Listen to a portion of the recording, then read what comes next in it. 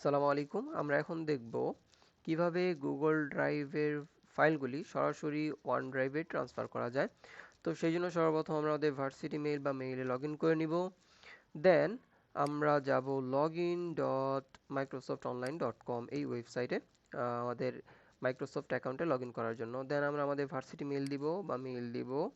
দেন আমাদের by default password সেটা হচ্ছে capital D, then small I, small U, 1 2 3 4 5 6, then sign in.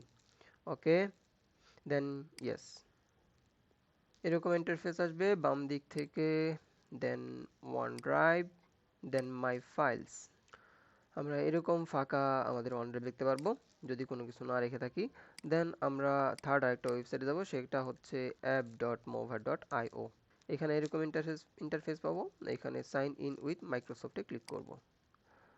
যেহেতু আমরা রিসেন্টলি মাইক্রোসফট অ্যাকাউন্টে লগ ইন করে নিয়েছিলাম, সেহেতু এখানে একটা ব্লিঙ্ক করবে আর এরকম একটা ইন্টারফেস আসবে, সেখানে আমরা অ্যাকসেপ্ট ক্লিক করব। তো এখন হচ্ছে স্টেপ ওয়ানে হচ্ছে সিলেক্ট সোর্স। আমরা গুগল ড্রাইভ থেকে নিয়ে আমরা কোথায় রাখবো? মাইক্রোসফট ওয়ান ড্রাইভে রাখবো। সো আমাদের ডেস্টিনেশন হচ্ছে ওয়ান ড্রাইভ আর সোর্স হচ্ছে গুগল ড্রাইভ। সো এখানে আমরা আমাদের এইখানে অথরাইজে ক্লিক করব। এখান থেকে গুগল ড্রাইভ সিঙ্গেল ইউজার অথরাইজে ক্লিক করব। দেন অথরাইজ, আমরা আমাদের ভার্সিটি মেইল বা মেইলে মেইল সিলেক্ট করব। দেন পারমিশন চাইবে, অ্যালাউ করে দিব। ওকে, আমাদের আমাদের সোর্স ঠিক করা হয়ে গেছে। দেন আমরা আমাদের ডেস্টিনেশনে ক্লিক করব। এখন অথরাইজ নিউ কানেক্টরে ক্লিক করব। দেন থার্ড যে option OneDrive for business, এটাতে ক্লিক করে এখানে অথরাইজে ক্লিক করব। দেন অথরাইজ, আমাদের ভার্সিটি মেইল, নেক্সট।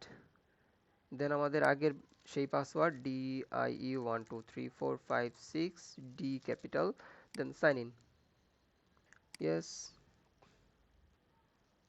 ওকে, এটা লোড হচ্ছে। দেন এখানে আমাদের এই অবস্থা।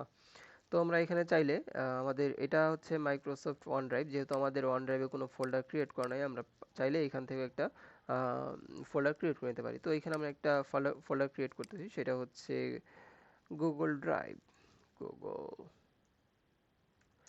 ড্রাইভ। দেন ওকে, সো আমি এই ফোল্ডারে সিলেক্ট করব। সিলেক্ট করে আমি চাইতেছি যে এই গুগল ড্রাইভ ফোল্ডারের ভিতরে আমার সবগুলো ফাইল ট্রান্সফার হোক।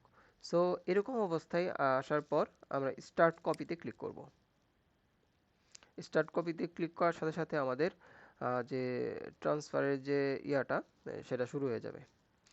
আমি এর আগে কয়েকটা মানে ট্রানজ্যাকশন করছি, মানে ট্রান্সফার করছি ফাইল, দ্যাটস ওয়াই এখানে এই অপশনগুলো দেখাচ্ছে। আপনাদের এই সব নাও দেখাতে পারে, মানে দেখাবে না। তো এভাবেই আর কি আমাদের ফাইল ট্রান্সফার হওয়া শুরু হয়ে যাবে।